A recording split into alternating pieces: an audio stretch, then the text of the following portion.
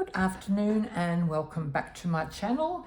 It's a somewhat sunny winter's day today, which is a nice change. It was absolutely abysmal over the weekend. It was grey, wet and windy, but we have a little bit of blue sky peeping outside and it's dry.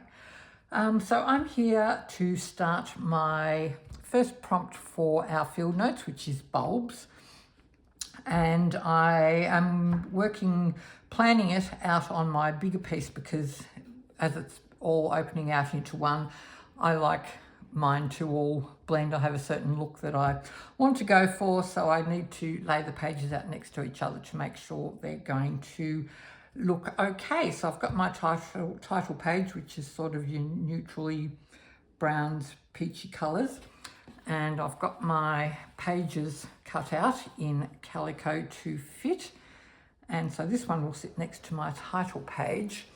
And I love watching all the ladies go through their fabrics, work out what they're doing, love watching all that. But when I try to do it, I just take forever. I'll lay something out, decide I don't like it, go away and think about it, come back, do it again.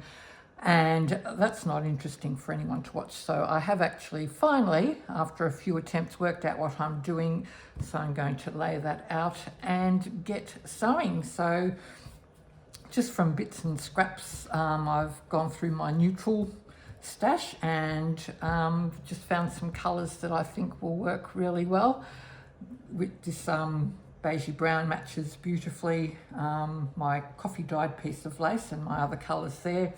And I wanted to add some green because green is spring, and also to break it up a bit so it's not too neutrally.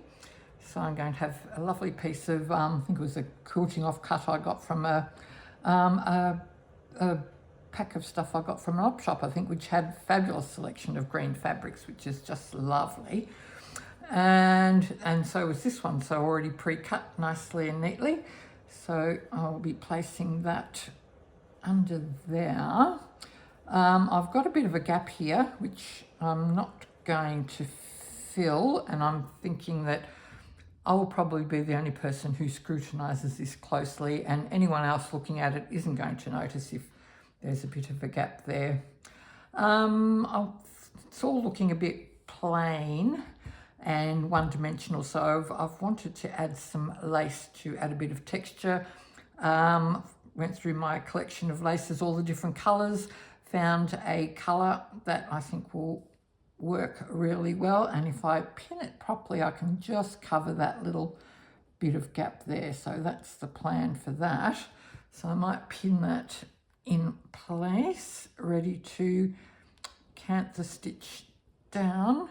And on the bottom section I have printed out, to give it a field notey look, a lovely print of a page on bulbs. So I've printed that on fabric, ran it through the printer, peeled off the backing fabric, and now I've got this lovely piece of printed fabric which will sit on the bottom of my page. I could glue it down, but I think this time I will running stitch that down. So that will go on the bottom. I'll pin on the line so any pin marks don't show. So that will go like that. And then I thought, well, I need some actual embroidery. Canthor stitch isn't particularly exciting. So I found an image of a tulip, a fairly basic line drawing of a tulip, which I will cut out with fabric and sew that down to give that a bit of texture and a bit of embroidery. So that will probably fit there. And I wasn't sure what colours I wanted to do, but I like a pop of colour amongst all the neutrals and a colour I can then work further into the page. So my tulip is going to be purple, probably for the bigger petals, the darker purple for the little section at the back, and some green for the stem and the leaves. So I'll cut those out and work out how I'm going to attach those, so that'll give it a bit of texture for my tulip. I did want some words on the page as well, and of course I need to show that the page is for spring. I was wanting to stamp use stamps. I love the look of the large print of stamps. Bought a set, shouldn't have bought a cheap set. They stamped the letters fine, but they also showed the edging of the stamp, and it just looked really messy and horrible. And so I won't be using that. That set will be going to the op shop, and I'm actually going to look at Kmart this afternoon to see if I can find something that works better. If not, I will just hand write something to match where I've put field notes on my first page, and that will probably go at the top there, potentially over, just another piece of neutral coloured fabric just to make it pop a bit more. So something like that will go there. And then I wanted some words, but there's not much room. My pages aren't very big, and I didn't have room for a poem. So I found a quote which I really like by Ralph Waldo Emerson, which says, "The earth laughs in flowers." And I thought, well, that's just perfect for spring and for bulbs. So that will also probably go, on a piece of backing fabric. Probably not this one, but cut something a bit neater, make it a bit free. And that will either go in the middle or off to the side, I'm not sure. So that's the rough layout. I do have a little butterfly somewhere. I probably dropped it on the floor. It's so tiny, I'll have to go hunting for that. A little purple butterfly, which I've cut off a larger piece of fabric that has lots of butterflies on it. And that will probably sit in the corner. So that will be the layout of my page. And so now that I have a plan in mind, I can actually start sewing. So I'll just pin down a few more. Oh, that's what I had decided after playing around before. I don't know if it happens to you or if it's because I use these pins, but inevitably when I'm sewing, the thread wraps around the end of the needle, the pin, and it's really frustrating. So I have decided that I'll pin my fabrics from the back to try and avoid that if possible, to avoid me getting frustrated and using many rude words. So I will canter stitch this down. I hope I'm not pinning this to my backing fabric. No. So that is the basis of my page, and I will start sewing that down. My backing page is a tablecloth, and when I bought it and cut it out or tore it out, and I thought, oh no, I'm going to have to undo all this painstaking embroidery that someone's done so I can have a clear run of fabric. And I must have sat there probably for an hour and a half watching something on Netflix, madly unpicking all this embroidery. And then I realised, well, I'm going to be covering up most of it, aren't I? So it doesn't really matter. I can wait until I'm ready to pin my pages. If there's any little bits showing, I can unpick those, but in the grand scheme of things, I'm not going to have to spend hours and hours unpicking all that lovely handwork. So yeah, I could have gone down that rabbit hole for a lot longer before I realised I didn't actually have to do that. So yeah, I'm glad I realised that in time. So I decided I will do green canthus stitching here. And here is a needle and thread I have prepared earlier. I prepared it earlier because I wasn't sure whether on camera I would be able to thread a needle with a tiny eye without bringing it right up to my face. So I thought, rather than embarrass myself that way, I will thread it earlier. A really weird thing, I like watching when people do thread their needles. I like watching how they finish off their threads. My mother was a dressmaker and she taught me how to sew at a very young age. And so the way I end up my thread is how Mum taught me. And I'm just fascinated to watch how other people do it. And yeah, it's just this quirky little thing that I find interesting. And also every time I do it, it does remind me of my mum and how she taught me to machine sew and to hand sew and to embroider. And I'm just great every time I remember. I'm just really grateful that she brought me to the love of sewing and inevitably to this fabulous group.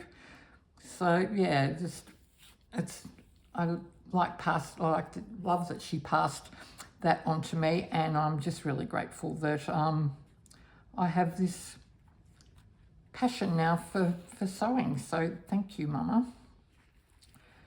Okay, now my canvas stitching isn't terribly neat, and that could be said about most of my sewing actually. You don't want to look at the back of any of my work. It really isn't that pretty to look at from the back. I made a formal gown for my daughter, which when she was in high school, and dress looked beautiful from the outside, but honestly, if you had looked on the inside, it was absolutely appalling on the inside. I mean, she didn't mind, and nobody else was going to see it, but my sewing is a lot like my cooking. I'm a messy chef. You're supposed to be tidy in the kitchen when you cook. That's not me, and I jokingly always say, if you want to know what we're having for dinner here, come and look on the floor while I'm cooking, because that will give you a really good idea. Now, I'm not going to cantha over this lace because I want to preserve the texture of it. So I'll just anchor it with some, see, you put the pin on the wrong side and it still happens. Honestly, there is no avoiding this, and it really, really irritates me. I'm sure it happens to other people too, but it's just really frustrating. Okay, so I'll just anchor my lace with tiny, hopefully tiny little invisible stitch. I don't mind if we have a little bit of green, but yeah, I'll try and keep the texture of the lace as visible as possible. Okay, just tiny weeny stitch on. Maybe I'll go over the edge. I'm not that fussy. Okay, I do envy those of you who can do beautiful, oh, gosh, honestly, this is just typical of how I sew. I'm afraid we get tangles and we get mess, and sometimes I just give up and cut it and start the row again. But I haven't got time to fuss around doing that when I'm filming, do I? So, okay. All right, now with this green, my unevenness of sewing is going to really show. So we'll see how we go and how neat I can get it. I'm really envious of those of you who have beautiful even stitching, like stitch length and row length, and actually I might miss the middle. I might miss the middle altogether going back, because if the edges are, oh gosh, if the edges are secured, then I don't really need to catch it in the middle. So if you're looking for someone who's a lovely, neat, flowing sewer and it just all happens, that's not me. I'm messy and uneven and, ooh. Okay, see, now I'm looking at that little bit of green there and that's annoying me, but I'll leave it there for now. And I'll just try and do a little one there. Oh, gosh. I did try this earlier with cream cotton, and I just felt it needs the contrast of the green will just really bring it out, and also makes it easier for me to see what I'm doing, to be honest. So yeah, okay. Oh dear, I am so loving seeing everybody's pages. Everyone is so creative and there's such beautiful work. And I have to remember constantly to not compare myself to everyone else and go, I do what I do. See, look at that. That's not even lined up. Go back in, not that I can get it in the same place, but, and it annoys me because it annoys my eye if something isn't symmetrical or neat. So wanting things to be neat and symmetrical and not being able to actually sew neatly and symmetrically, yeah, it's a bit of a problem. And now I look at that and I'm thinking that maybe those rows should have been closer together. But let's see if I can just keep that spacing as it is. So I'm hanging out for Wednesday for the next prompt, because hopefully this page will be done by then and I'll be ready to go on the next one and try and work out something to run into this. So I'm hoping each season will have 3 pages, but hopefully they'll sort of all blend together somehow to appease my need for symmetry and cohesion. So yeah, I'm excited to find out what that is.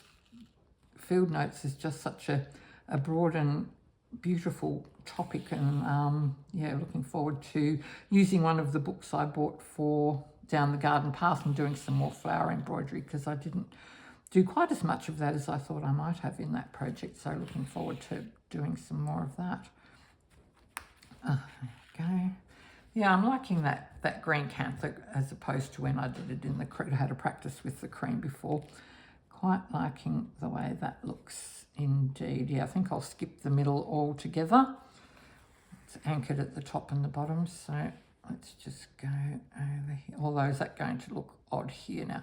Oh, I'll worry about it later. I can always put an extra stitch in to make it look even if it drives me too insane. See, now that's too close as well. Oh, gosh. Honestly, am I being too fussy? Probably, but I know if something doesn't look right to me, it will annoy me until I fix it. So there we go. Okay. Oh. In 2 weeks' time, I'm heading off to France and I'll be taking my sewing with me. So, see, that's not even. Gosh. So I'm looking forward, yeah, to checking out the French fields, maybe get some inspiration there, or just looking forward to taking photos and admiring the gorgeous countryside. We're heading to Bordeaux first, where we will be pet sitting Daisy, the Welsh Terrier, who's very gorgeous. We've seen her on WhatsApp, talked to her owners on WhatsApp and checked out the house we'll be staying in and met Miss Daisy, so that will be fabulous. And I'm looking forward to sitting in some French sunshine and stitching away, which will be really exciting. And also seeing if France have, I presume everyone has their version of op shops or charity shops or antique shops, and hopefully picking up some French fabrics, which would be nice. Something French and antique would be absolutely amazing. But who knows what's available? I'll have to wait and see. Now see, that's not evenly spaced and that's annoying me. But I'll just have to learn to, oh, look at them. Okay. Whatever. That is my go-to word for my sewing. If it's not looking right, it's only annoying me. Nobody else is going to even notice or care if my spacing isn't perfect, if my stitch lengths vary. And I'm really liking this green. I'm glad I changed to the green. I am a girl who likes contrast, I think. And I'm really liking the way this is looking on, the green's looking on this peachy colour. And it's reasonably lined up, which makes my little heart happy. And I'm getting quite a few rows in. Whenever I thread my needle as well, it reminds me of Mum telling me when she was teaching me about sewing, not to thread a really long thread on my needles, because that is a sign of a lazy sewer. But sorry Mum, I like taking shortcuts and I like to thread a nice long needle so I can get as much length out of it as I can. So I do remember that every time I do that. So hopefully she's not looking down on me and shaking her finger going, that's not how I taught you. So okay, well, I'm nearly at the end of this piece of cotton, so I won't bore you with, the rest of it and embarrass myself with how I can't thread a needle without bringing it right up to my face. But I have old eyes and they don't see as well these days, so I'll just finish that off. Have I left myself enough thread? Barely. Just finish that off. Snip. And I'll finish the rest of that off and running stitch my tulips down and start working on my fabric tulip. So when I come back next time, I will probably show you the finished page or just do the last finishing bits off with you. But I've been really excited to be able to go hands-free and to be able to sit and sew with you. So I will see you next time. Bye.